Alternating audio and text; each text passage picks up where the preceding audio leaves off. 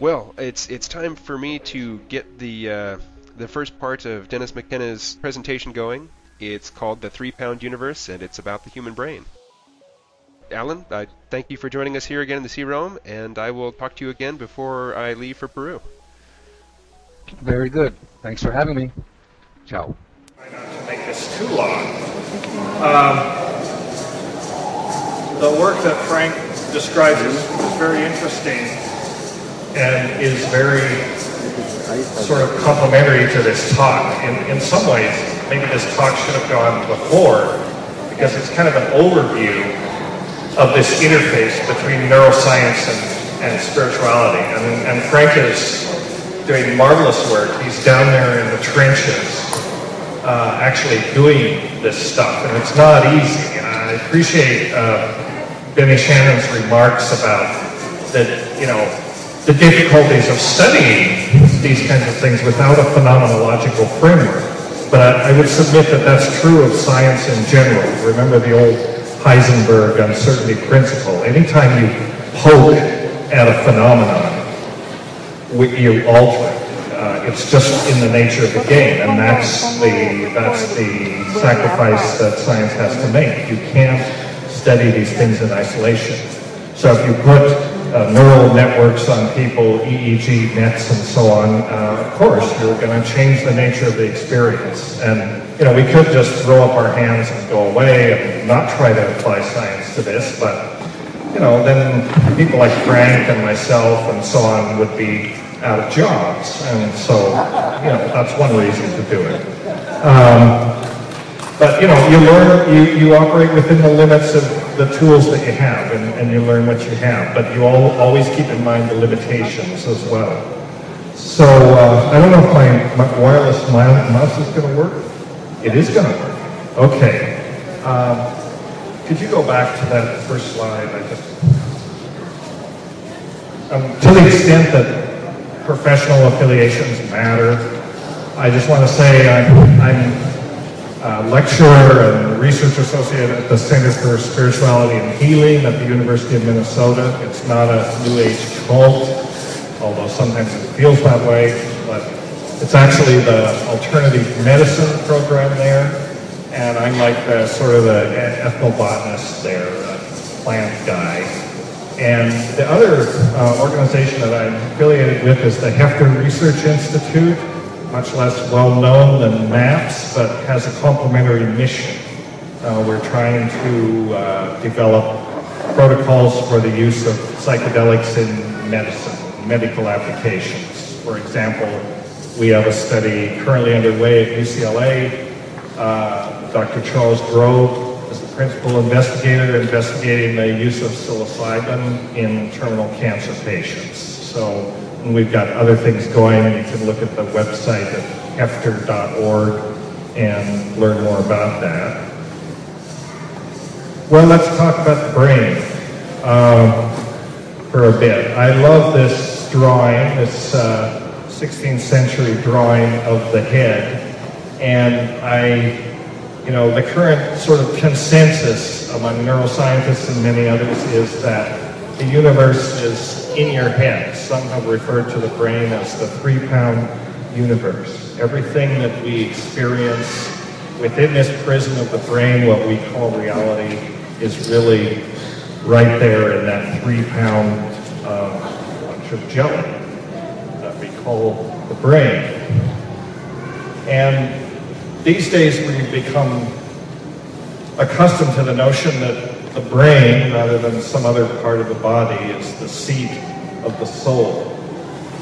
We certainly know that a lot of what we consider that makes us humans, our thoughts, our aspirations, our dreams, our consciousness, are somehow linked to this complex piece of neural tissue. We know that partly from studying things like brain injuries, where these processes of consciousness can become severely disrupted. And by understanding how they're disrupted, we can maybe learn a little bit about how the brain works when it's working properly. And of course, we also have things like ayahuasca and other types of technologies to investigate things. Well, Aristotle, it all really started with Aristotle. I mean, what in the Western tradition didn't start here? But he had the notion that brain was a place where all the spirits met in common, which is where our term common sense comes from. The notion that the brain, in a sense, was a kind of an airport or a launching platform for different spirits. They all gathered there and sort of diffused into there. And he was really among the first to postulate the notion that the brain was really inseparable from who we are, from how we think. Well, but trying to understand the brain is kind of a conundrum because we have to use our brain to think about our brain. And sometimes it's hard to step out of our head. And we're sort of faced with the dilemma that a fish might be faced with of trying to understand water. We're immersed in the brain, we're immersed in consciousness, and yet we're trying to step out of that framework to understand what consciousness is. It's a difficult philosophical conundrum, a difficult, if you will, epistemological conundrum. How can we understand what we're immersed in all the time? So Descartes, of course, the famous "I think, therefore I am" guy, also had a lot of ideas about the brain.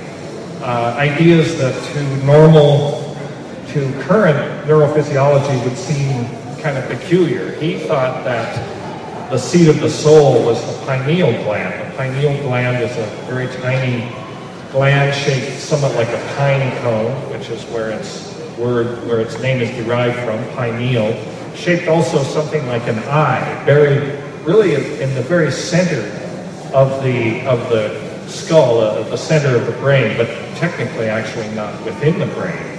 But he thought that the pineal gland received input from the external world, and that it was linked to strings that essentially pulled the strings and caused movements and caused reactions to external input. Well, that was fairly off base. However, the pineal does turn out to be quite important in consciousness, and we'll get into that a little later. Gradually, as notions of neuroanatomy evolved, which sort of came along with the Renaissance as people began to actually dissect brains, the picture of the brain got much more complicated. Da Vinci had this idea. He didn't really begin to dissect brains until later on in his career, but his early notions was that up in the head, there really wasn't much. And I think we probably know all airheads in our own experience, but most of us have a lot more going on up here than just that. He thought of it, the brain or the cortical area, as kind of an empty space in which humors or spirits or vapors would diffuse in and out of. And it was more like a sort of a big gaseous filled chamber. And that's not that far from the way Aristotle conceived of this thing. But eventually, neuroanatomists got into it, down to the nitty-gritty, as you might say, and started to slice up brains and really see what was in there. And they found that it was a lot more complicated than anybody had imagined. Did I skip a slide? Can you go back? I can't do that. No, okay. Next slide. Yeah.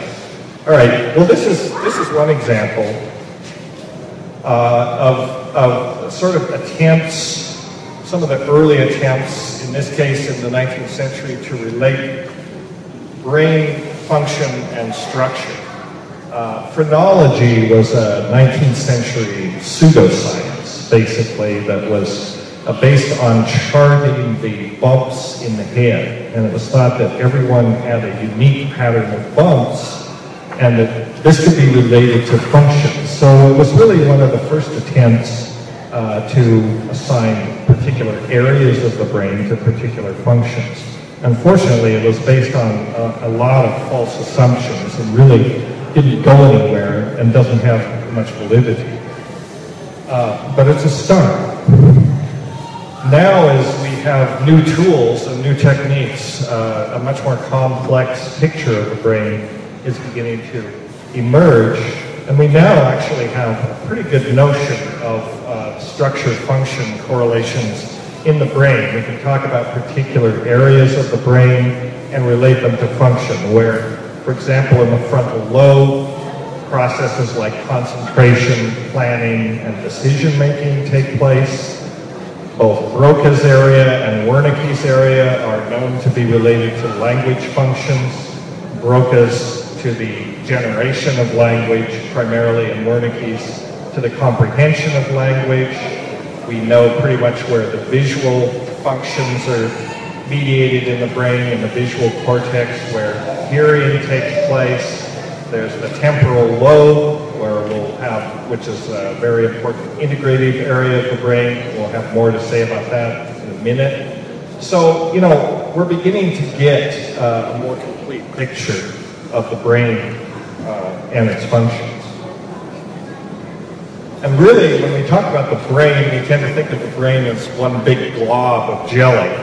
But it really isn't. There are really three main parts to the brain. The so-called forebrain, which in the biggest part of it being the cerebral cortex. And this is this evolutionarily recent part of the brain, the part of the brain that is sort of, you might say, overexpressed in Homo sapiens and is a lot of what makes us human and also a lot of what makes us such a problematic species on this planet. But a lot of what we think of as consciousness or the higher cortical functions go on here or are at least mediated here. And then you have the midbrain and the hindbrain. The hindbrain is involved with a lot of what you might call housekeeping functions, a lot of making sure you keep breathing, making sure your heart beats, many, many things that go on sort of in the background that you're not really conscious of until, of course, those functions are disrupted. I mean, if the hindbrain becomes impaired and you suddenly stop breathing or your heart stops, you know about this in a hurry, and suddenly, you know, that's brought to your attention. In this part of the brain, in the temporal lobe and this part, go on a lot of integrated functions having to do with emotions, for example, as well as memories and what you might call psycho-integrated functions that help maintain what I like to call the hallucination or the fiction that we call the self. And we'll talk about that in a little bit. So looking at this higher brain function, just to give you a sort of handle on the neuroanatomy, there's basically 5 big lobes. This is looking at the brain from one side, and if you turned it around 180 degrees, you'd see that it's more or less, this is one of the hemispheres. The brain is divided into 2 big hemispheres in this more or less globular shape. So you've got your frontal lobe, your parietal lobe, your occipital lobe, and the temporal lobe. And these 2 areas, the frontal lobe and the temporal lobe, are really very important in the in the functions that we traditionally relate to consciousness or conscious experience. Okay, so this is a little bitty, busy slide, but just to give you an idea of how some of these functions are divided up. For example, in the auditory senses are located in the temporal lobe. They process auditory information, and this part, the auditory cortex, can detect sound quality. There's the motor cortex located in the frontal lobe, and that helps coordinate movement. In the prefrontal cortex, again, part of the frontal lobe, this helps coordinate what we think of as high-order thinking and, to a degree, emotional functions.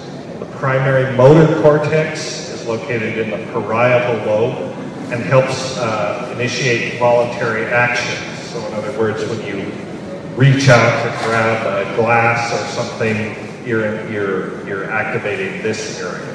The somatosensory cortex, part of the parietal lobe, primarily receives tactile information, the sense of touch, and your response to touch. The sensory association cortex, again part of the parietal lobe primarily, processes your bodily sensations, your senses of touch, smell, and taste. The speech center, we mentioned before, again in the frontal lobe, is involved with speech production. The visual cortex is the visual association area and the visual cortex. One is involved with visual recognition, and one is involved with receiving visual information from the eye, and those are found in the occipital cortex. Wernicke's area, again, in the temporal lobe, is involved with language comprehension.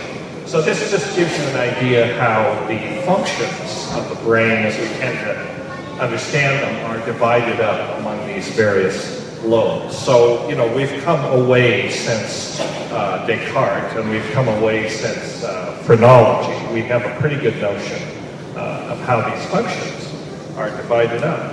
So the big question is, can we put all this together into some kind of synthesis? Do we know, for example, where the soul is? Do we know what the soul is? Is it possible that neuroanatomists have been able to dissect out the soul so that we can point to a particular lobe in the brain and say, here, right here in the temporal lobe or in the frontal lobe, there is the soul? Can we answer that question? Obviously, no. We can't. We're still not in a position to make that statement. But we do have some pretty good ideas, and we have some speculations. And speculation is the stuff of science, and you know, it's the sort of grease on which science slides, if you'd like to say, because speculation leads to the construction of models. Hopefully those models become ever more congruent with the real world, whatever that might be. So if we talk about our experience of consciousness, our experience of self, which seems self-evident and seems, you know, quite obvious. I mean, everybody knows what the self is. You know, our questions are, what is consciousness? Where does it originate in the brain? What is the self, and where is the self located in the brain? Or are these even the right questions? You know, but these are the questions that we're led to ask from what we now know about neuroanatomy and neurophysiology and neurochemistry and all of these scientific disciplines that are sort of chipping away at this problem. You know, we're not going to answer them tonight, but we're going to present some speculations. I mean, as I say, philosophers have been preoccupied with this ever since we could think. So, you know, you're not going to get the answer tonight, but you'll get maybe some ideas. One of the ideas that interests me a lot, and I become more and more preoccupied, is the question of whether the brain actually is the generator of consciousness, or is the brain more like a detector of consciousness? Does it detect is consciousness or mind something that permeates the continuum, much as radio waves permeate the continuum? And so if you turn on the radio, then you immediately are aware of this energy that's all around us, but you have to have a radio to detect it. Well, is that what the brain does? Maybe the brain is like an antenna, and it's not so much that it generates consciousness, but it's a lens that maybe focuses consciousness, or it's an antenna that picks up the signal of consciousness. It's not clear, and I don't really think that neuroanatomy or neurophysiology can answer this question right now. And I think maybe in some ways, especially in trying to relate brain functions to these experiences of ayahuasca, I think this is actually becomes a central question, a very important question, if we're going to understand this type of thing. Well, we can talk about neurotechnologies of various kinds, and there have been a lot of advances in neurotechnologies in the kinds of, if you want to put it, the instrumentations or the kind of toys that are available to neuroscientists to look at the brain and understand how it works. And so some of these are quite new and quite marvelous for examining both structure and function in the brain. And hopefully these can be used to answer the question, some of these questions about the neural substrates of consciousness, or whether consciousness is generated or detected, or all of these questions. Many of these neurotechnologies are new, and some are quite ancient. Among the newer ones are the things that, for example, electroencephalography that Frank was talking about, things like computerized axial tomography, MRI and fMRI, positron emission tomography, SPECT, which stands for single photon emission, computerized tomography. All of these are basically neuroimaging techniques, various ways of imaging the brain or parts of the brain while it's actually functioning. So they're non-invasive, and they can generate pictures of the brain while it's doing stuff, while it's doing things. The more ancient technologies are ways of manipulating states of consciousness. They're ways of deliberately inducing altered states of consciousness. Most of these techniques are quite old. There's nothing new at all about them. But we're now seeing this fusion of these newer neuroimaging technologies with the very ancient and revered altered state technologies. And so, we can use these as tools to deliberately induce altered states. We can apply the machines to see what's going on when we do generate those altered states. For example, as Frank's talked about, electroencephalography is a way to map the electrical or the electrochemical activity of the brain. Essentially, it can be detected by electrodes, and these patterns of electrical activity move across the brain in a wave-like fashion can be measured by this technique. Computerized axial tomography, or CT, is essentially an X-ray type technique. This is kind of no longer in favor because, as you can see here, the images produced are fairly low resolution. But this is basically a way of shining an X-ray beam into the brain and then using software to take that image and slice it up into thin sections. So it's like you can look at different levels of organization in the brain. Very useful, although now obsolete, technique for locating things like tumors in the brain. For example, this mass here is probably a tumor mass detected by this technique. Another interesting application, maybe a little less cheerful, is the use of CAT in Homeland Security. It's when they take your luggage and put it through those big machines. What they're putting it through is essentially a kind of a CAT scanner. fMRI is another marvelous technique, increasingly used in preference to CAT.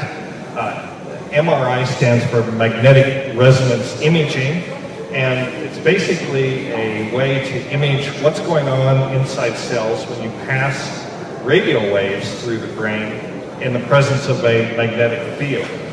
And a more recent development is called fMRI, which means functional MRI, and that's essentially the movie version of MRI. MRI produces static images like photographs. fMRI can actually, in real time, show you what's going on in the brain.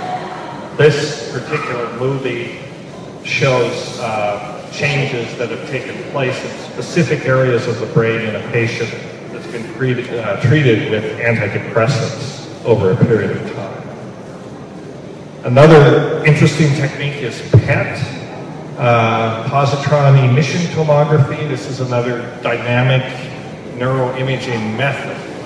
And what PET does is basically involve usually the administration of a radioactive form of glucose with a very short-lived isotope, radioactive isotope that emits positrons, and it shows you a picture of where metabolic activity is highest in the brain. The brain lives on two things, glucose and oxygen.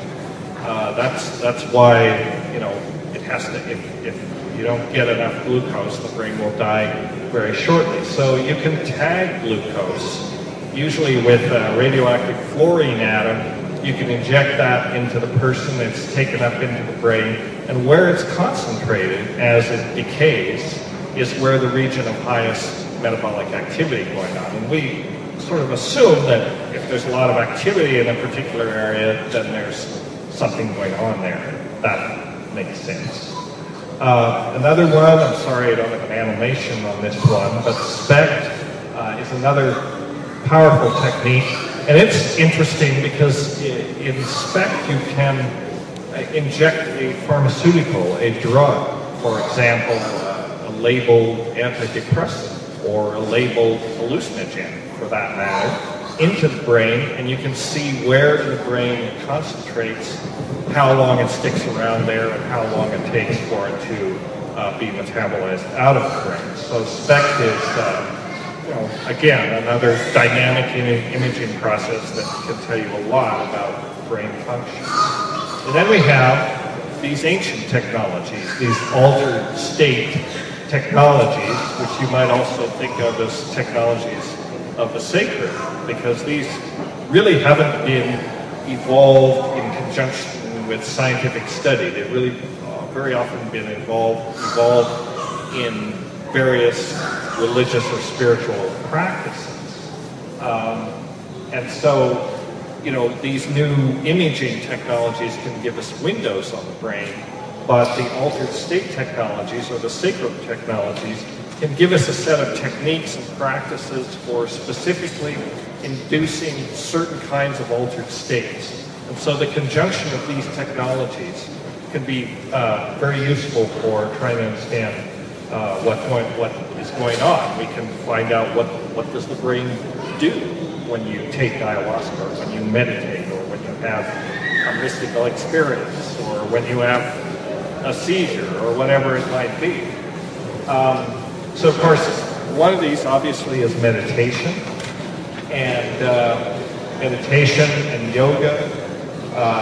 Neurophysiologists study the neurophysiology of altered states like meditation because it's non-invasive, it's legal, you don't have to give people any chemicals, you can just ask them to achieve a calm, inward focused kind of state. So this meditation, again, represents one of these techniques, well known to a lot of you here, of course. Again, Alex Gray, thanks to Alex Gray, because he so beautifully represents, this kind of thing, these states of consciousness, and it pretty much says what needs to be said. Another altered state technology, ancient technology, is of course psychedelics. And although LSD is not the most ancient psychedelic by far, it's in some ways the primal hallucinogen, in the sense that it's one of the most potent hallucinogens, and it's very well studied. Not as well studied as it probably ought to be, but fairly well studied. So we can use molecules like LSD, you can think of them as molecular probes of consciousness in a way. And by looking at how they interact, for example, with different receptors in different areas of the brain, how they bind, how they go into the receptors and dock with these large proteins located in the membranes of neurons, we can learn a lot, perhaps, about how consciousness works. Prayer is another one. While meditation really focuses on inward states, kind of focuses on inward states, basically, but prayer usually involves a component of communication with what is thought to be or experienced as a higher power, something outside of the self, but really very similar to meditation. But this is another way of inducing altered states. prayer.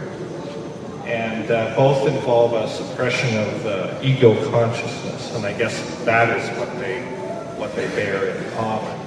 A gentleman earlier in the seminar mentioned this fellow, V.S. Ramachandran, at the University of California at San Diego. He's been doing very interesting work. He works a lot with patients who have brain injuries and missing limbs, and he wrote a very interesting book called Phantoms in the Brain that talks about his work with amputees, people that have had limbs removed and yet still experience having a leg or an arm or whatever it is that they've lost. Really some very bizarre perceptual sequelae can show up after you've had an amputation. So he's a good example of what I was talking about earlier. By studying neural dysfunctions, by studying what happens when the brain doesn't work correctly or doesn't work in the way we want it to, we can learn a lot about normal functioning of the brain. And he talks about something called qualia and its relation to consciousness. Qualia is we assume that consciousness and experience is located in the brain, or at least whether it's in the brain or whether the neural machinery is a big detector of consciousness. We can pretty much agree that neural machinery is involved somehow in mediating our experience of consciousness. But the question is, where is it? Where is consciousness in the brain? And he postulates this term qualia, which he defines as our subjective experience of the self, the external world, and our interactions with it, and the neurophysiological processes that mediate perceptions and our sense of self in the world. And this is an important aspect of consciousness. We don't experience the world usually. I mean, sometimes we do in certain profoundly dysfunctional states or certain altered states, not so much with psychedelics, but other types of psychoactive drugs can disrupt our experience of consciousness. But normally, we experience consciousness as a fairly smooth process. It's not like a jittery film or anything like that. It all seems to go along. It makes sense. You know where you are most of the time. And there are degrees and degrees of this. But essentially, we sort of experience our own story, and we live out our own movie in a sense. And that, I think, is what he's talking about with qualia. But actually, qualia is really an integration and an interaction in Ramachandran's theory of many selves. There isn't simply one self. Each of these selves mediates a different part of qualia, what we experience as qualia. And somehow it integrates them all together so that they essentially create a simulation of subjective experience. What we're experiencing is really a virtual reality, if you will. It's a fiction that our brain synthesizes in order so that we can make sense of being in the world. It's really fragmented. It's coming from many different parts of the brain, but it's all woven together very elegantly. And one of the things about Ramachandran's writings that impressed me was how little of the brain is really involved in our immediate experience of consciousness. There's a whole lot of housekeeping going on in the background, stuff you're never aware of, like the breathing and the heart rate and these sorts of things, what you might call just sort of, it's kind of like if you do think of yourself as a movie, there's what's going on the screen. Maybe a play is a better analogy. There's what's going on the stage as you move through life and live your life and do whatever your thing is. But behind the stage, there's a whole lot going on. There's the people controlling the curtains, the spotlights, the cue cards, you name it. All of these are in the background. You're rarely aware of them. You're only aware of them when they don't work, when they're not doing what they're supposed to. So, this simulation that we experience as consciousness really originates from a very small part of this neural background.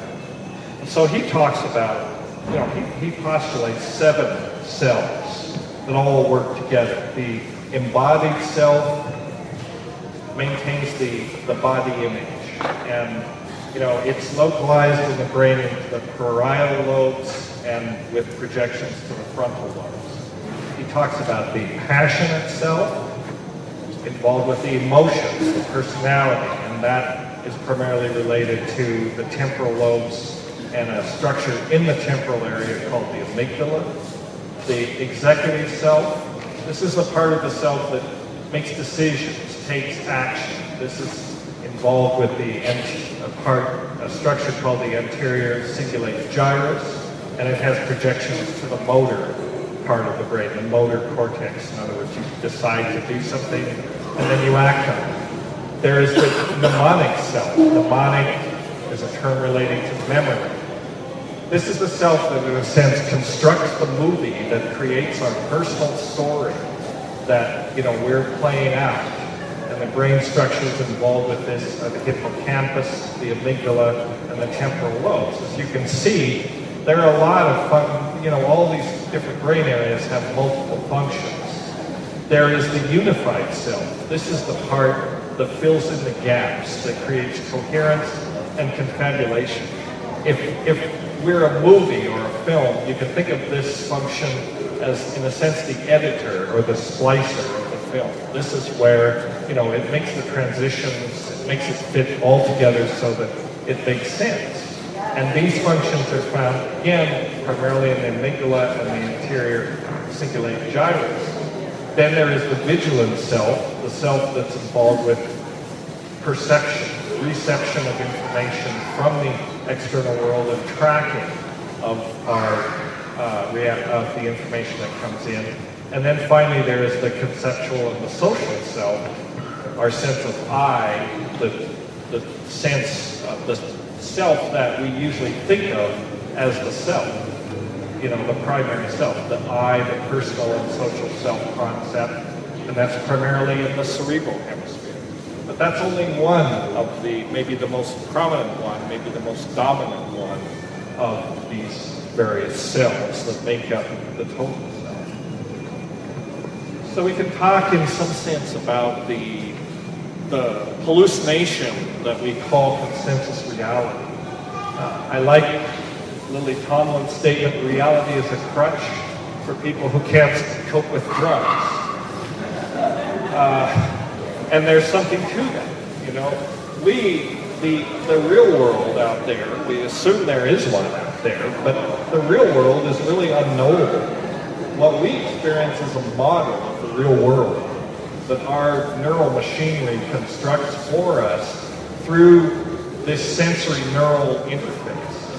We get input from the real world, we output various interactions with the real world, we make changes, we do things in the real world. But essentially what we live in is a hallucination. We create a model of the world that probably doesn't resemble the actual real world very much at all, but it's a close enough model that we're enabled to live in the real world without making too many mistakes, without, stepping in front of buses and things like that. I mean, the model of the real world that we construct really does have survival value, but it probably doesn't really resemble the real world at all. It's a construct of our neural machinery. Well, we can alter the reality. We can change our model. The real world is not changed, but we can, for example, take drugs, or we can, practice all various altered state technologies. Then the model of the world that we create, when you're stoned, you get different input and different output. So you change the nature of the information crossing this barrier between the real world and the model of the world that we create. It still may more or less resemble, it still may have some survival value, but it probably no more resembles the real world than our normal state of consciousness resembles the real world, which again raises the question, where does the hallucination stop? I mean, we're essentially always in a hallucinogenic state. Another aspect of all this that has puzzled people for a long time, and neurophysiologists are just beginning to focus on this, is this idea that we have of God or deity or a transcendent something or other, a transcendent entity, God, for lack of a better term. Is God located in the brain? What is this God experience? Since experience of all kinds is mediated by the brain, do we have God detectors in the brain, or is God localized to a part of the brain? Well, again, we don't know. I mean, the models go from complete reductionism, such as Bertrand Russell's idea. He was kind of the prime example of a total reductionist who said, there's no difference between someone who eats too little and sees heaven and someone who drinks too much and sees snakes. So, that was his take on it. But he was kind of a curmudgeon in lots of ways. Another fellow, more contemporary, who's doing interesting work is this fellow here, Andy Newberg, at the University of Pennsylvania Hospital. He has been working with different neuroimaging technologies to explore the relationship between brain states and various types of mystical and meditative experiences. He's focused primarily on meditation, using Tibetan monks and other experienced meditators. The technique that he's using is SPECT, this single photon emission tomography, which again is a way of measuring metabolic activity in the brain. He's found that in a state of deep meditation, there is increased activity in the frontal lobes that are involved in concentration and attention.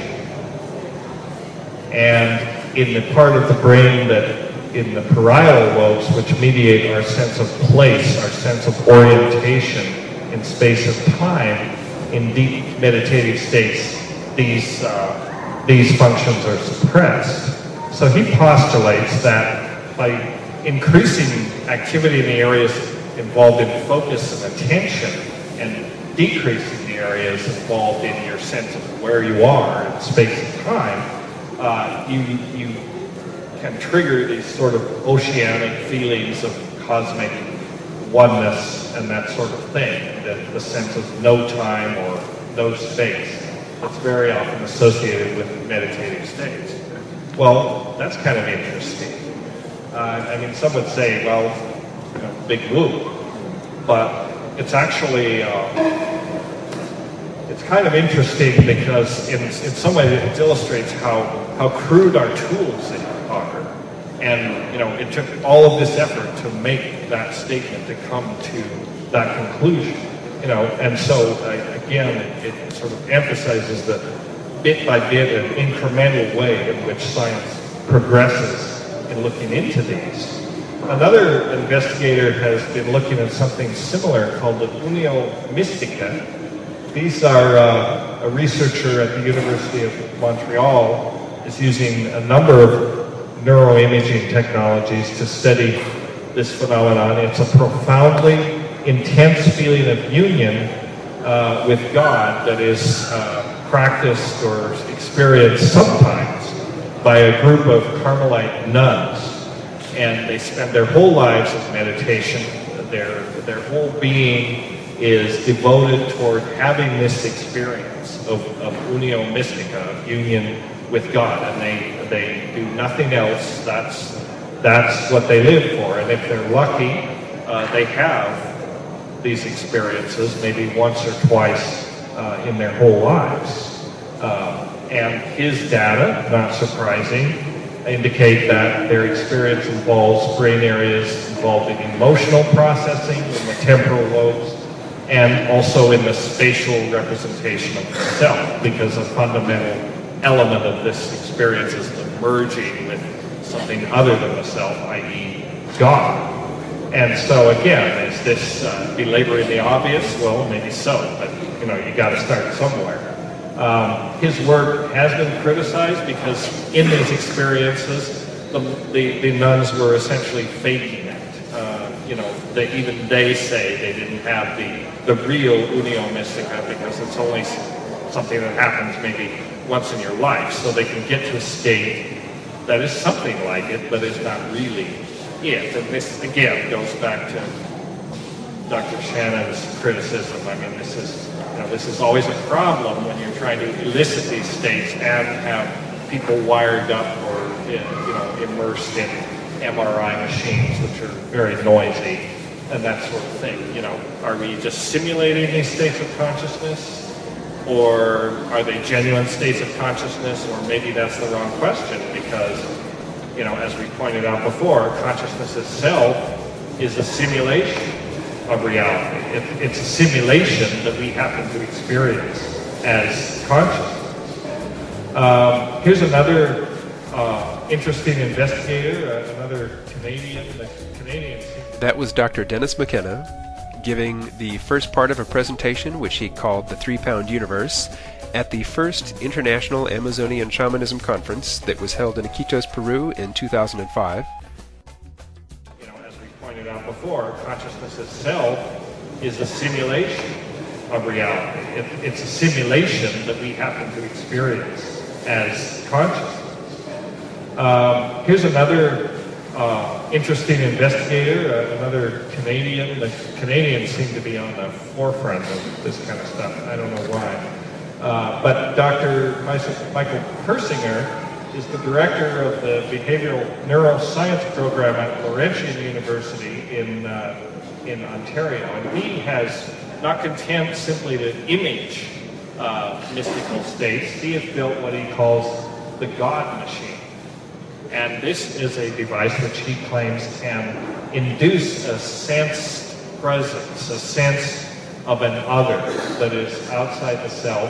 And he claims that maybe this sensation that through the stimulation of specific areas of the brain could lead to phenomena such as encounters with angels, encounters with supernatural entities, including even alien abductions and that sort of thing. He claims to be able to induce alien abductions with this contraption, and it's called the octopus, and what it basically does is it applies a low-level transcranial magnetic field to the subject in an isolation chamber. And he hypothesizes that this induces a transient sense of the right hemisphere. That's the hemisphere that's normally more suppressed in normal consciousness. It sort of brings that to the forefront, and it generates a sense of being extended in space, slow time, and very intense emotions, which tend to be functions that we normally push into the background in consciousness. So much as the left hemisphere is involved in focus and helping us maintain a sense of where we are in space and time, the right hemisphere is more extended over space and time, and he claims that this device can bring that to the forefront. I have talked to people that have used it. Some are very impressed, and others were like, didn't do much. You know, so again, there's the individual variability. Persinger's work grew out of his earlier studies of temporal lobe epilepsy. And temporal lobe epilepsy, or TLE, is quite interesting.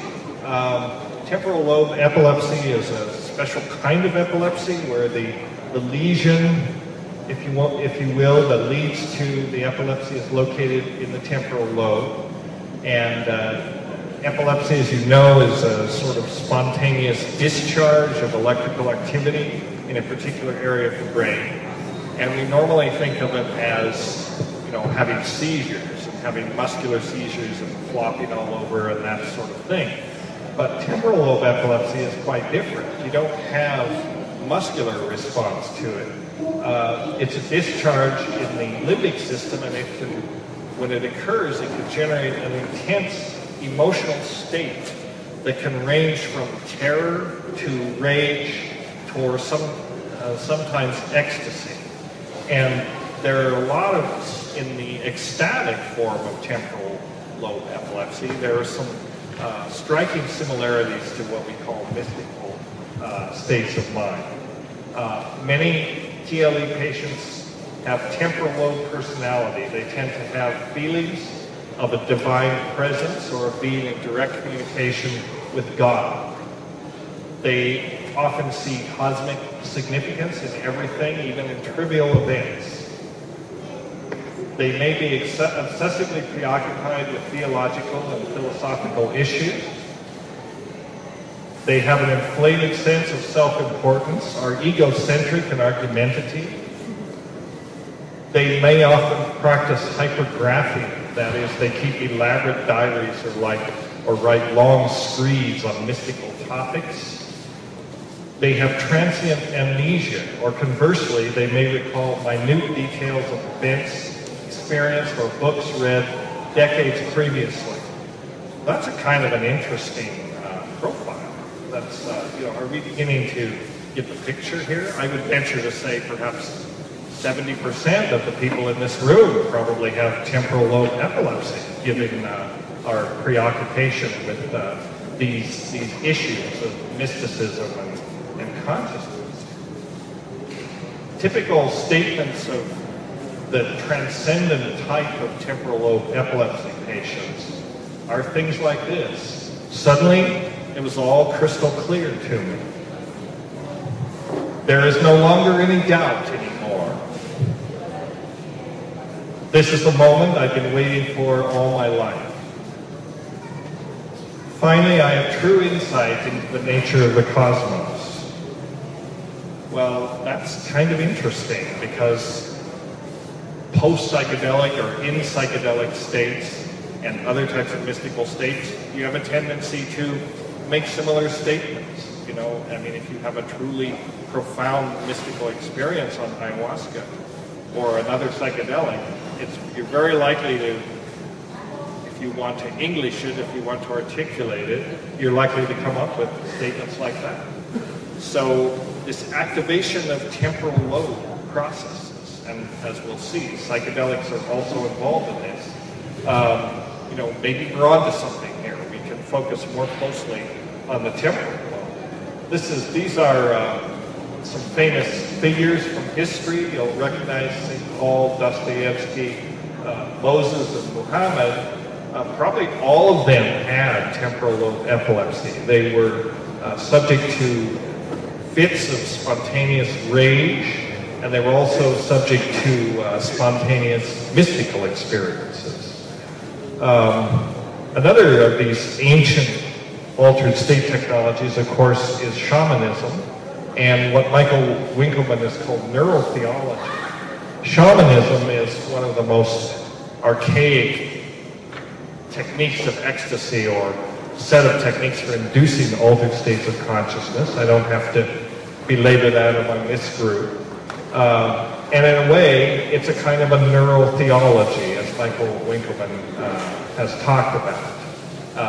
Shamanism the world over has common elements, and it's really a set of technique for inducing altered states of consciousness, and some of the common elements found pretty much in all shamanic traditions include soul travel, contact with the spirit world, the notion of undergoing a death and rebirth, or a dissolution of the ego and rebirth, and also healing is a part of virtually all shamanic traditions.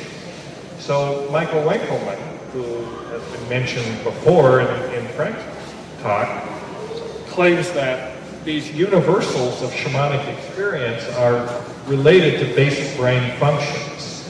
He claims that these shamanic practices can be related back to the fundamental similarities that all humans have in brain architecture and brain neurochemistry. In other words, that the hardware, if you will, that mediates consciousness.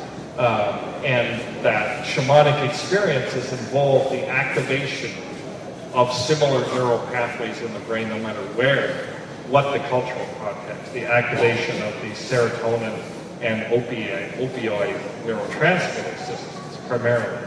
Okay, well, serotonin. We've talked about serotonin a little bit. Serotonin is a neurotransmitter. As you know, chemically it's 5-hydroxytryptamine, and serotonin receptors are arborized throughout the brain. They originate primarily in the brain stem, but then they arborize from the brain stem throughout the frontal cortex and the midbrain, and they're pretty much all over the place. So serotonin receptors in some ways can be thought of as the master neurotransmitter of the brain. Serotonin is the neurotransmitter, but there are many types of serotonin receptors, what are called receptor subtypes, and they mediate different functions. Some mediate, for example, eating behavior. Some mediate, like headaches, that sort of thing. Migraine headaches have been linked to certain subtypes of serotonin receptor. They also mediate perceptions. This is just a diagram of the serotonin synapse. Just to remind you, the brain is the brain is an electrochemical system, and a lot of information in the brain is transmitted electrically through the propagation of nerve signals down these long dendritic, they're called dendritic spines or dendritic extensions, through the depolarization, the change in electrical charge of the cell membrane. But when the nerve signal reaches the synapse, which is the junction between neurons, then chemical transmission takes over. And in the case of really virtually all neurotransmitters, but serotonin is a good example. Serotonin comes from dietary tryptophan and is synthesized by several steps and stored in this nerve terminal here called the presynaptic terminal. It's stored in little membrane-bound bubbles, essentially called vesicles. When an electrical impulse reaches this point, it actually causes these bubbles, these vesicles, to migrate to the end of the nerve and fuse with the outer membrane and release the chemical, the serotonin, into this space here called the synaptic cleft. I'm sorry, I know I'm boring neurophysiologists among you. Maybe I'm boring everybody, but kind of interesting. You're listening to the C Realm podcast. C stands for consciousness. With another serotonin subtype called the serotonin 2A, or the 5-HT2A. 5-HT stands for 5-hydroxytryptamine, which is the chemical name for serotonin. And again, this just shows the LSD molecule docking into that receptors. So, we can sort of, if we look at these various chemical structures of the true psychedelics, we can say, well, what do they all have in common? Well, what they all have in common is that they are more or less potent and selective for the 5-HT2 receptors, 2A receptors. They're all what a pharmacologist would call a 5-HT2A agonist. And that really is, pharmacologically, that's kind of by definition what a psychedelic is. There are many other kinds of psychoactive drugs, but only the psychedelics interact with these 5-HT2A receptors in this very selective way. And we can use, again, techniques like PET and radio-labeled psychedelics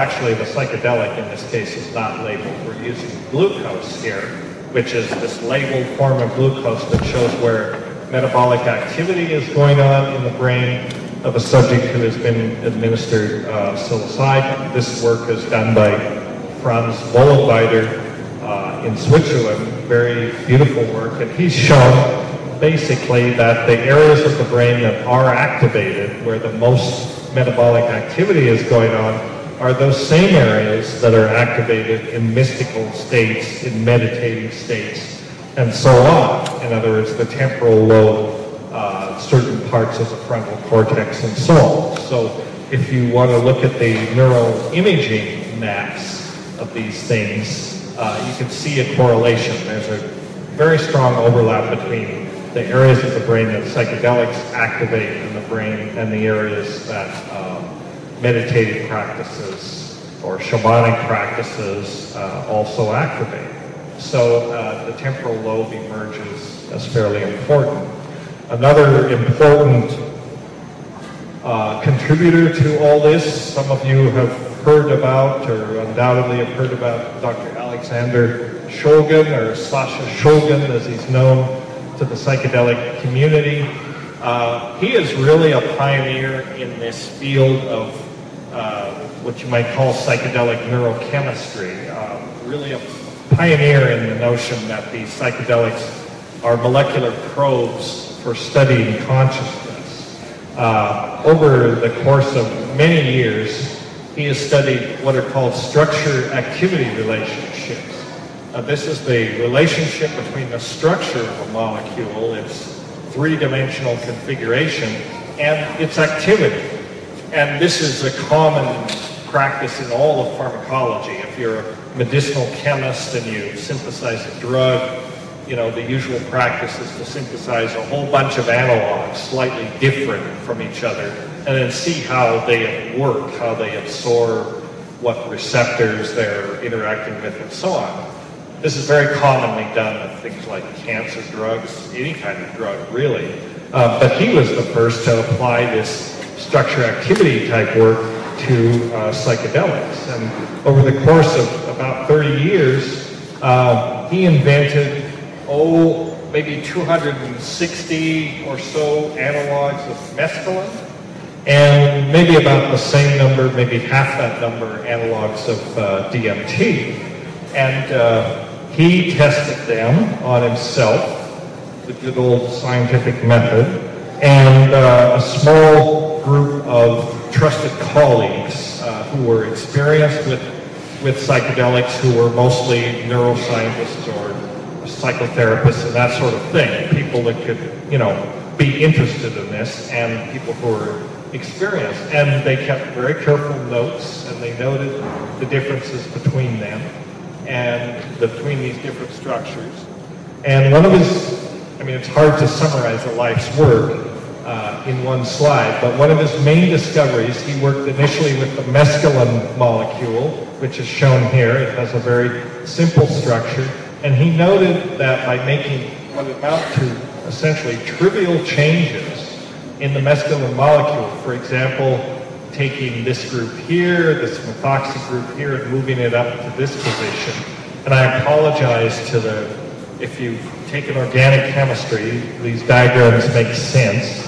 And if you haven't, don't worry about it. Just kind of think of them as schematics, schematic representations of molecules. Molecules don't really look like this any more than an electrical circuit looks like the actual electrical circuit. Schematic looks like the real circuit, but this is just a shorthand way the chemists have of representing molecules, of drawing them out, and they can show that if you take this group of atoms here, this clump of atoms called a methoxy group, and you move it here, essentially without making any change at all, you suddenly, mescaline has a potency, it takes about 400 milligrams of mescaline as a dose to really get anywhere.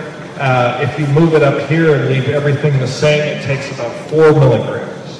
So you've suddenly increased its potency by a factor of 100 by that trivial change. And then you can start mucking around with this position here, which is called the 4 position, and you can start putting various things on it. For example, halogen molecules, things like iodine and bromine in that area where the X is there. And again, suddenly you change its activity. Again, you raise its potency by another factor of 4. and you make it very, very selective for the serotonin 2A receptors. Most hallucinogens are quite selective for them, but not completely selective. If you look at something like LSD, for example, it's what pharmacologists call a dirty drug. And that's not necessarily a bad thing. A dirty drug is a drug that binds to many different types of receptors, many types of serotonin receptors, as well as dopamine and norepinephrine and all kinds of receptors. LSD is a very dirty drug, which may have to do with why it's so potent. It may have to do with why it's so interesting in some ways. Well, these mescaline analogs that Shulgin came up with is a very clean drug in a sense. Something like DOI or DOB bind basically to the serotonin 2A receptors and very little else. Yet they're still psychedelics, although they lack maybe some of the color of some of the dirtier psychedelics like LSD or DMT, which are not that selective. These compounds are very useful to neurophysiology because you can actually use them to map the distribution of these serotonin receptors in the brain. When I was a postdoc at NIH, I was able to persuade Sasha Shulgin to make me a radioactive form of this DOI. I spent about 2 years mapping the distribution of serotonin 2A receptors in the brain, trying to get a handle. Unfortunately, it was the rat's brain, not the human brain, but we learned a little. So structure-activity relationship. By making trivial changes in molecules, you can make a hallucinogen into a mega hallucinogen. You can take the same molecule and tweak it another way and have a totally inactive compound. So that's a pretty powerful set of techniques. Now we can talk about the other main class of true psychedelics, DMT. DMT is, of course, short for N-dimethyltryptamine. And in many ways, it's more intriguing than the mescaline analogs. It's one of the simplest hallucinogens, natural hallucinogens. It's derived enzymatically from tryptophan. Tryptophan, of course, is an amino acid. We have to get it from our diet. And it's also an essential amino acid. The nutritionists among you will know that an essential amino acid is an amino acid that we can't make. We have to get it from food, and that food is primarily plants or secondarily from animals. And DMT, tryptophan, is actually one of about, half a dozen essential amino acids. As it turns out, all of the amino acids that are precursors for neurotransmitters, phenylalanine, tryptophan, and tyrosine, are all essential amino acids. So that's always kind of interested me, the fact that, the very neurotransmitters in our brain that are mediating our consciousness come from plants, ultimately. We have plant consciousness inborn into us. So DMT can be synthesized in 2 steps, 2 very trivial enzymatic steps from tryptophan, which is found everywhere. Well, DMT is not found everywhere, presumably, although it's found a lot of places. It's found in hundreds of plants that we know about, and it's probably found in thousands of plants that we don't know about. We only find it where we've looked, which means that there are many species of plants that we haven't looked at that undoubtedly have DMT in them. Interestingly, DMT is also found in animals, including us. It's found in the brain, it's found in the pineal gland, it's found in the cerebral spinal fluid, and the adrenal glands, and also reptiles like frogs and mammals. It's all over the place. Well, what's it doing there? DMT is a very powerful hallucinogen. And when you take DMT by smoking the free base, as some of you know, or by injecting it, when you take it by a route called the parenteral route, in other words, other than by mouth, other than by going through the stomach, if you smoke it as the free base, you have a very transient but very intense psychedelic experience. very overwhelming, and so overwhelming that it has been compared to the near-death experience. It's really a very transient experience that lasts maybe 10, 15 minutes at most, and it's about as close as you can get to the near-death experience without actually dying, or so they tell me. I haven't talked to people who have died, so I'm not sure, but there are many analogies to the near-death experience. Okay, you can also take DMT another way. When you take DMT orally, nothing happens, because orally DMT is degraded in the gut, in the liver, by an enzyme called monoamine oxidase. That same enzyme that in the brain degrades serotonin and other types of neurotransmitters. Well, MAO, monoamine oxidase as it's called, is all over the body, and it's particularly present in the gut and in the liver, so that when you eat a plant by itself that contains DMT, nada is going to happen, because you've got this inbuilt protective mechanism, MAO, that will prevent it, that will essentially degrade it before it can ever cross the blood-brain barrier. But when you take it in the presence of a monoamine oxidase inhibitor, another molecule that blocks the action of MAO, then the DMT is protected, and then it becomes orally active. And so the effect of that, and this is the basis of the pharmacology of ayahuasca, as you all know probably, much less intense, although sometimes not that much less intense, but usually much longer. Usually instead of 10 minutes, more in the order of 4 hours.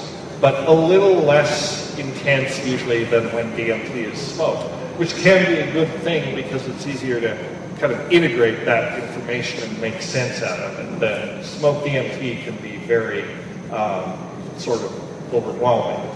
And as it turns out, this other class of alkaloids, of plant compounds called beta-carbolines, which are closely related to DMT in terms of their structure and closely related to serotonin, they also occur in many plants. And very often they occur even in the same plants that DMT occurs in, or in close relatives, which is not so surprising because they all really sort of evolve or originate from the same biosynthetic pathways, the same enzymatic pathways in the brain. Well, here's the whole family of them. Dimethyltryptamine, found in, for example, chacruna, used in ayahuasca. These are the 3 major alkaloids, beta-carboline alkaloids, found in ayahuasca. This is serotonin, the neurotransmitter. Just for reference, you can see how it resembles DMT and to some degree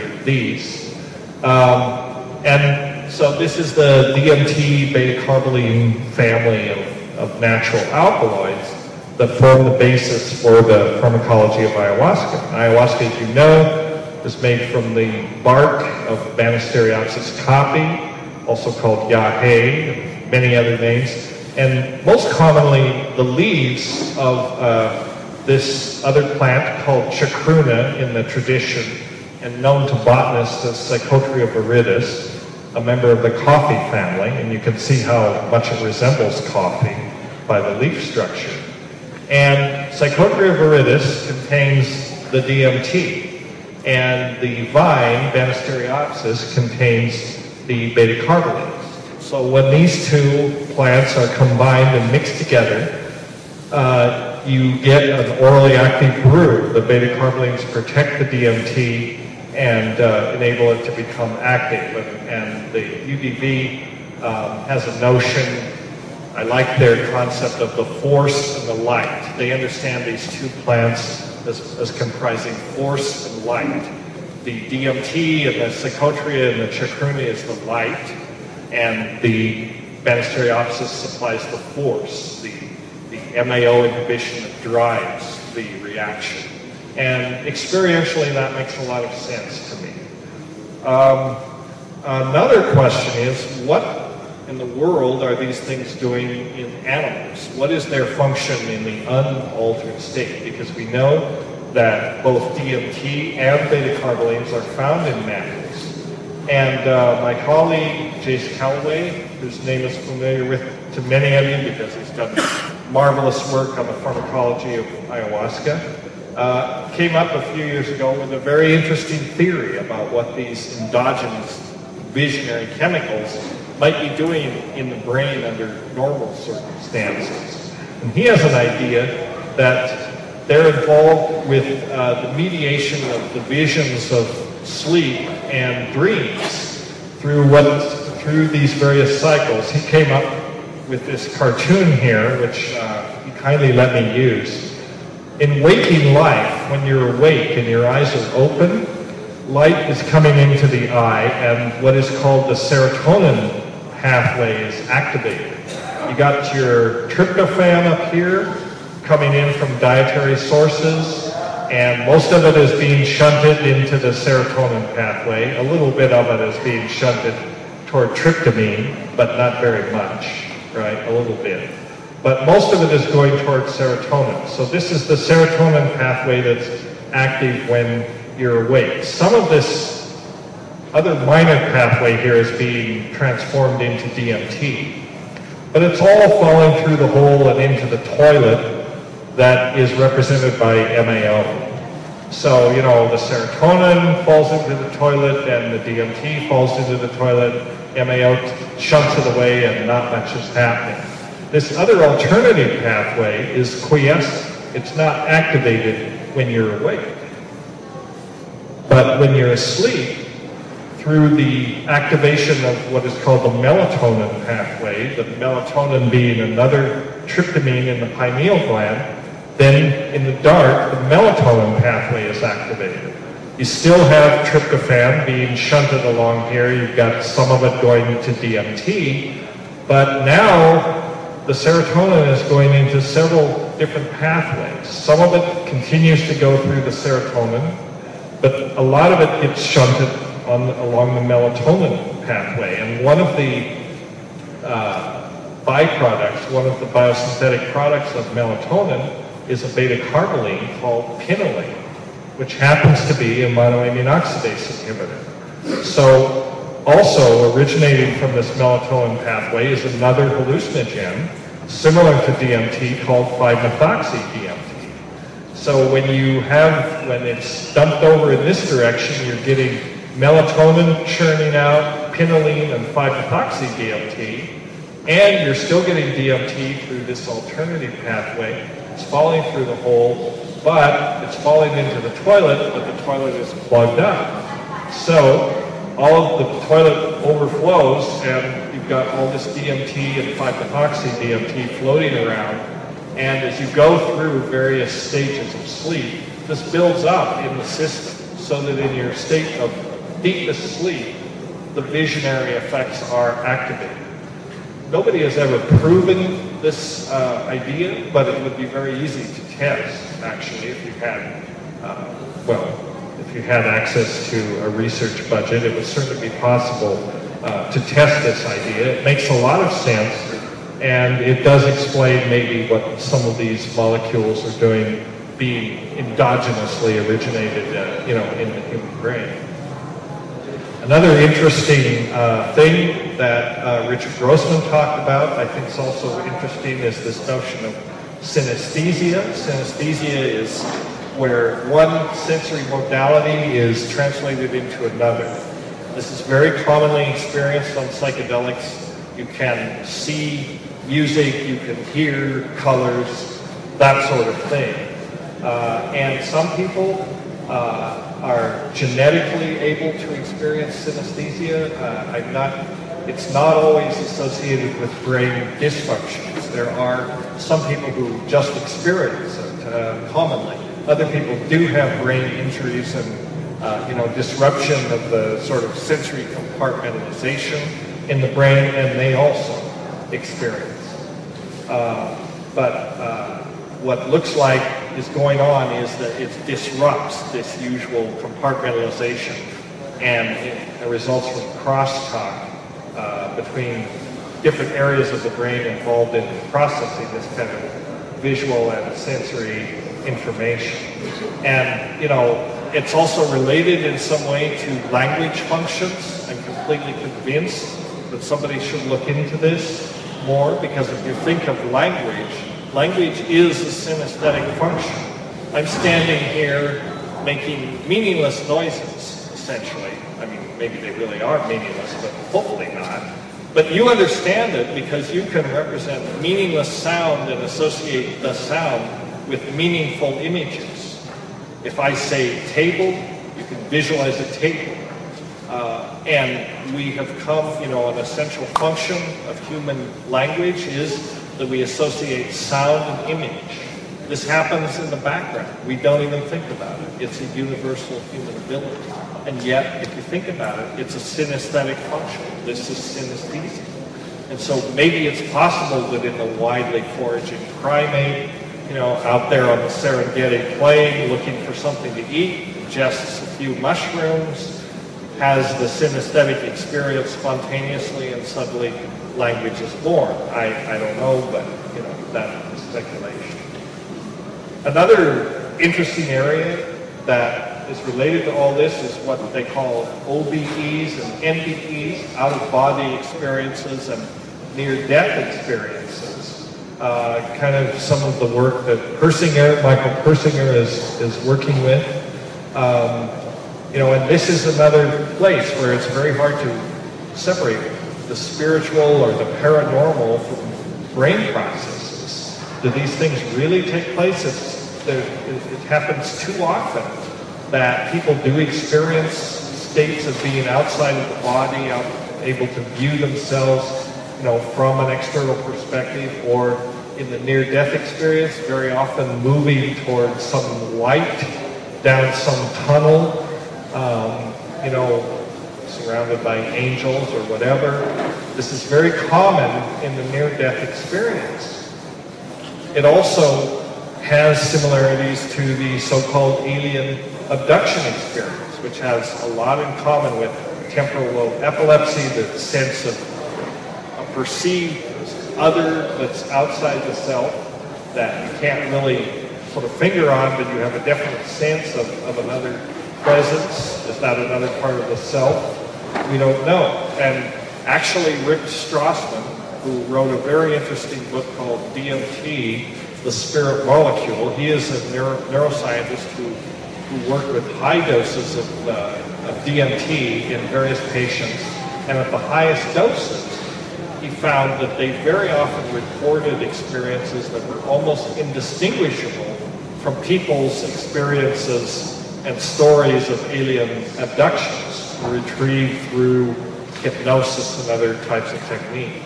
And so sort of upset was he by this. I mean, he took to his work a very strict scientific paradigm. He had it all figured out before he started. And at the end of his research, he basically gave it up because he said, it's so bizarre. I can't make sense of it within any of my models. I'm giving up science. I'm going to join a monastery. And that's what he did, because he just couldn't relate. Again, in the UFO literature, in the UFO experience, we see, again, this recurrence of the notion of a bright light, a tunnel, a circular object of some sort that you approach. Where do these tunnels lead to? Nobody knows what is going on for sure. What we can say is there are certainly striking similarities between temporal lobe epilepsies, near-death experiences, out-of-body experiences, psychedelic states, mystical states, prayer, shamanic ecstasy, alien abductions, and induced brain states. We can at least say enough to be able to say that this is all the same territory, in some sense. The territory may be unexplored, but it all seems to be part and parcel of the same territory. All of these types of experiences seem to involve very strongly, very actively, the limbic system, the part of the brain that mediates our sense of self, our sense of place in space and time, the part of the brain that creates this fiction of the self, this movie that we live in, that we call reality. And this hallucination, this notion that we are bounded in space and time, is part of this, part of our movie. And in order to move through the world and survive, we almost have to maintain this fiction. You know, we have to have this sense of boundedness and locality, and that we're in one place so that, you know, we can do normal things like, you know, open a can of tuna fish or whatever whatever we might need to do to survive. But that really is that's not how it really is. You know, it's different. If we could make this go away, if we could disrupt it or alter it in certain ways through psychedelics, for example, we can get, in a transient way, we can get a glimpse of the way that we are. And the way that we really are is infinite, unbounded, and immortal. So that's my talk. Thank you for listening. I'm sorry.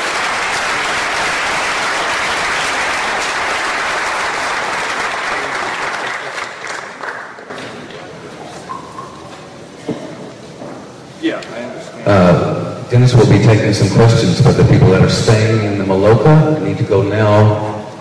Jorge's waiting over here to take you down to the Maloka. Okay, I'm sorry it went so late. So I talk a lot, and I'm sorry it went so late. Can I make a comment? I'll take a couple of questions. If I can make this mic work, yes. You can make a comment. It's late, so just one kind of minor thing on synesthesia. Something I work on, and there's lots of work now being done by cognitive psychologists on the relationship between synesthesia and metaphor, in linguistic metaphor, and clearly they are closely associated. Now, when you mentioned the synesthesia in psychedelics, I know only about ayahuasca, so you said it's indeed very common, say like people see music. It's very true, it's very common. And then you went on and said, and they hear color. Now, that does not happen. And that's exactly where the systematic phenomenological studies with numbers, statistics, the one I get myself, and it's striking. There is no synesthesia in ayahuasca from color to audition. There's lots the other way around, but not this. There is synesthesia from sound to color, but not from color to sound. Yeah, precisely. Yeah. I don't know. I can't explain it, but I think it's interesting that. I guess I should talk in this. I think it's interesting that ayahuasca and these other things can induce a form of synesthesia, and there's a relationship to language, definitely. I mean, this is what's interesting. What I've read about people, they've been doing studies, for example, with people who have synesthesia genetically. In other words, they have an inborn synesthesia that's always with them. And some of the statements that they make are just bizarre. I mean, you can't, like when they see, they'll say, you know, the letter G is green and spiky, you know, or, you know, it's definitely related to language somehow. I mean, this is clear. Or, you know, they'll make statements that, you know, they can, you know, I mean, they can look at words, and the words for them have colors, they have textures, and they're consistent. And what is that about? You know, I mean, I think if we really want to understand the neural substrates of language and how it might have originated evolutionarily, we've got to understand synesthesia. But I don't, you know, you, I'm sure, know much more about this than I do, but I think it's a fascinating thing that the human brain is capable of it, and that, you know, by sort of breaking down these compartmentalizations in sensory processing, you lead to, you know, like a whole new cognitive process, i.e. language, the ability to associate, you know, meaningless sounds with meaningful images. Yes, sir. First of all, on behalf of everyone here, I'm not scientific, but I'm interested in all these questions. I have never heard such clear exposition of all the different points. It's masterly, the sign of the great scientist. Wait a minute. First of all, Jimmy, put the mic up to your mouth because I can't hear what you're saying. I'm congratulating you on the best talk I have ever heard, scientific talk. To get it across to ladies like yourself. I've experienced these things, I've read about these things, I've written about these things, but I've never had such a clear exposition of it for a non-scientific person like myself. So I think on behalf of all of us, I'm sure we all share that. It's been tough, we're tired, I haven't slept, I did ayahuasca last night. All right. Dennis, there's a million things, I'll try to keep concentrated. The first, in talking about the Mao inhibitor theory, I always had a fight with Christian Rex about this. It's not a fight, just making my point. The first rigorous description of the visions of ayahuasca, not hard science, social science, also in school, right from Gomatov, visions, kaleidoscopes, oily water, Persian tapestries, all these things which I think a lot of us have seen. It was divine, the Bernays chopped up, left in water, no Victoria, and no Cabrera. And so I have drunk raw frugal, that's it, with only divine, and I've seen visions. And I humbly offer that up as a questioning of the Mao theory. Benny, I cited Benny in my book. Schoolteacher was immortal, a great scientist, but it doesn't mean that he saw much in the way of visions or understood the vision. He saw colors, he saw shapes, but he didn't see specific images, and he said the visions were brighter with the Chapapamba. Right. But he didn't say they were qualitative. And also, it's not visions. You're not seeing the visions. You're seeing them, you're smelling them, you're hearing them. Yeah. All at the same time. It's a multiple perception. Anyway. Well, yeah, that's interesting, and I know I've heard this notion. I've heard this that sometimes Banisteriopsis on its own can be, if not visionary, at least have some of the effect without the DMT admixtures. And it's, again, one of the things about ayahuasca that we don't completely understand. We know that some of the beta-carbolines in ayahuasca, particularly tetrahydroharmine, is actually very close to DMT. And it's possible that tetrahydroharmine itself may have some of this 5-HT2A agonist type activity. It's also possible that in the process of preparing ayahuasca, this beta-carboline, if you actually open the ring, you can form DMT from tetrahydroharmine. So I'm not ready to dismiss the notion that DMT is not necessary for the ayahuasca experience. You can certainly make ayahuasca without the admixtures, and you can have activity. Although there's also little doubt that by using the admixtures, you sort of amp that up. You amp up the visionary components of it.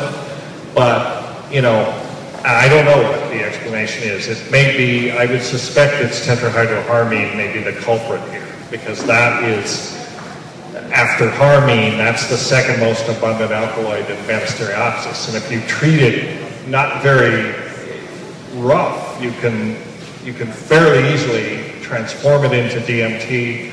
And there's also pretty good evidence that it's psychoactive in itself. It's a weak MAO inhibitor. It's a more or less strong 5-HT uptake inhibitor.